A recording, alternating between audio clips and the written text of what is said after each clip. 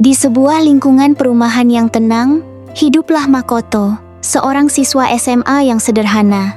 Nilai pelajarannya sering menurun, sehingga ibunya beberapa kali menyita game kesayangannya agar ia lebih fokus belajar. Suatu hari, Makoto mengajak sahabat barunya, Yuma, bermain ke rumah. Yuma adalah murid pindahan yang ceria, ramah, dan mudah bergaul. Di kamar Makoto, kedua remaja itu menghabiskan waktu seperti biasanya. Mereka mengobrol tentang komik favorite game Makoto yang disita karena nilai pelajarannya menurun, hingga rencana menghabiskan akhir pekan bersama. Suasana dipenuhi tawa dan candaan, layaknya persahabatan remaja pada umumnya.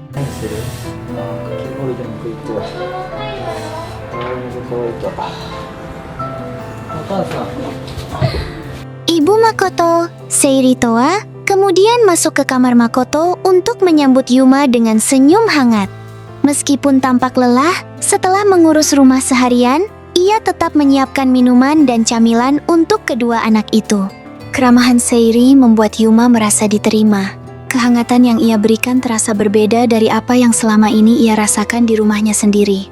Sejak kecil, Yuma tumbuh dalam keluarga yang kurang hangat.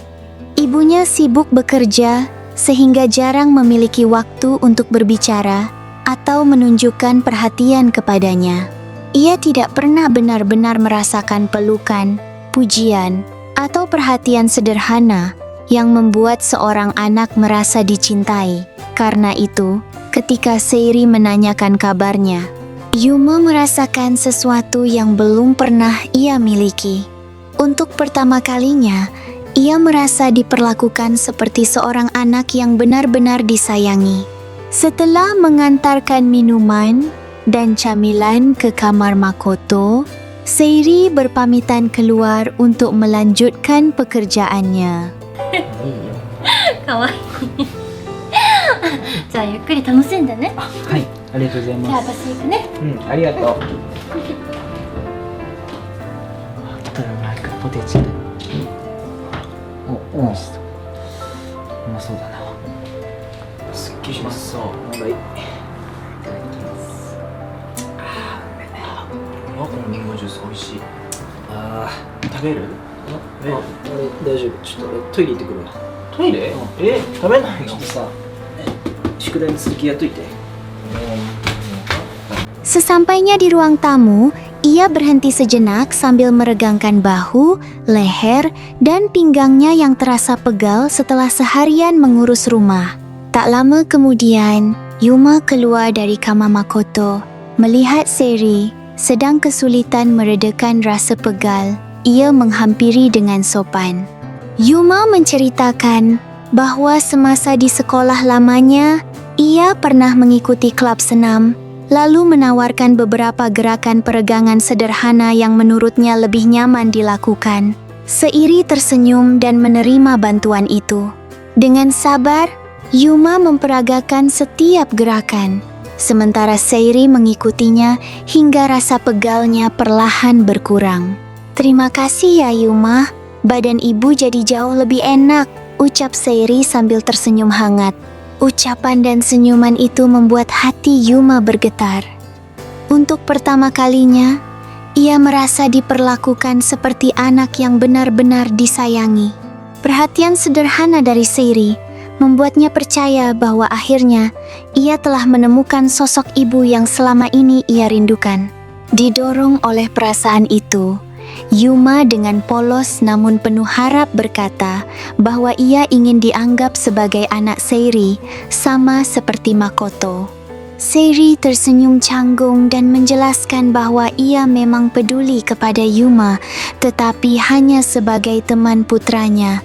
Baginya, perhatian yang ia berikan hanyalah bentuk kebaikan seorang ibu kepada teman anaknya. Jawaban itu membuat Yuma sulit menerima kenyataan. Ia terus memohon agar Seiri menganggapnya sebagai anak kandungnya sendiri dan bersikeras bahwa ia juga ingin disayangi seperti Makoto. Semakin Seiri mencoba menjelaskan dengan lembut, semakin emosional Yuma memaksa agar keinginannya diterima. Sikapnya yang tidak mau menerima penolakan membuat Siri merasa tidak nyaman dan tidak dapat melupakan kejadian hari itu.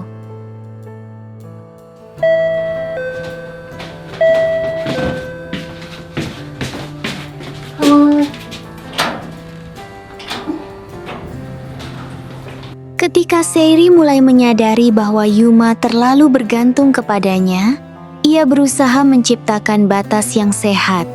Ia mengurangi perhatian yang bersifat pribadi, tidak lagi terlalu sering mengajak Yuma mengobrol, dan mendorongnya untuk lebih mandiri.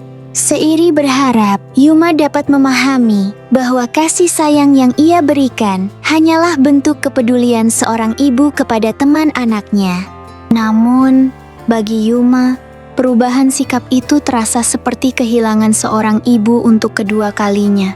Ia mulai panik setiap kali Seiri bersikap lebih dingin. Ia terus mencari alasan untuk datang ke rumah Makoto, meminta perhatian, dan berusaha mengembalikan kedekatan yang dulu ia rasakan. Semakin Seiri menjaga jarak, semakin besar pula ketakutan Yuma bahwa dirinya akan kembali menjadi anak yang sendirian. Obsesi Yuma bukanlah keinginan untuk memiliki Seiri, melainkan keinginan agar ia tetap diperlakukan sebagai anak yang disayangi. Ketakutan kehilangan kasih sayang itu membuatnya sulit menerima kenyataan. Ia terus memohon agar Seiri tidak menjauhinya, berusaha membuatnya merasa bersalah ketika menolak bertemu, bahkan mulai memberikan tekanan secara psikologis agar Seiri tidak meninggalkannya. Semua itu lahir dari rasa takut ditinggalkan dan keinginan untuk tetap memiliki sosok ibu dalam hidupnya. Seiri hidup dalam dilema. Ia memahami bahwa Yuma hanyalah remaja yang terluka dan kekurangan kasih sayang. Namun, ia juga menyadari bahwa ketergantungan emosional itu telah berubah menjadi sesuatu yang tidak sehat. Demi melindungi keluarganya sekaligus tidak melukai perasaan Yuma, ia memilih memendam semuanya sendiri. Sayangnya, sikap diam itu justru membuat Yuma semakin yakin bahwa ia masih bisa mempertahankan kedekatan tersebut. Di sisi lain, Makoto sama sekali tidak mengetahui apa yang sebenarnya terjadi. Ia tetap menganggap Yuma sebagai sahabat yang baik.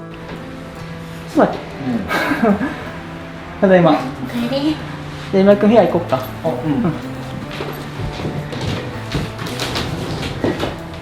何する今日？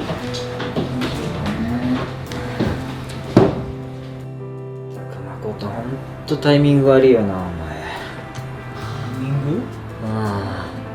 そのこといいんだけどさ。だからお前モテないんだよ。勉強もできねえしスポーツもできねえしさ。なんでそんなこと言うの？友達でしょ？そうだろ。ちょっと俺宿題さこれ全然わかんないんだけど宿題やっといてくんない？僕が？なんで？シャンペーン行ってくるから。ちょっと待ってよ今井くん。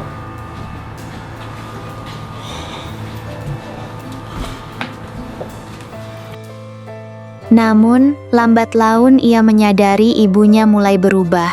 Senyum Seiri semakin jarang terlihat, dan setiap kali Yuma datang, wajahnya selalu dipenuhi kegelisahan. Kecurigaan Makoto akhirnya terjawab ketika ia tanpa sengaja melihat sendiri bagaimana Yuma memohon sambil terus menekan ibunya agar tidak menjauhinya. Saat itulah Makoto memahami bahwa sahabatnya bukan sedang jatuh cinta kepada ibunya, melainkan terjebak dalam ketergantungan emosional yang begitu dalam hingga tidak mampu menerima perpisahan. Dipenuhi rasa marah sekaligus iba, Makoto memutuskan menghadapi Yuma demi menghentikan semua tekanan yang dialami ibunya. Pertemuan mereka menjadi puncak konflik, bukan hanya tentang seorang anak yang melindungi ibunya, tetapi juga tentang seorang remaja yang begitu merindukan kasih sayang hingga rela melakukan apapun agar tidak kehilangan sosok yang akhirnya membuatnya merasa dicintai. Pada akhirnya, kisah ini menjadi drama psikologis tentang luka masa kecil, kebutuhan akan kasih sayang seorang ibu, dan bagaimana rasa kehilangan yang tidak pernah disembuhkan dapat berubah menjadi ketergantungan yang melukai orang-orang di sekitarnya.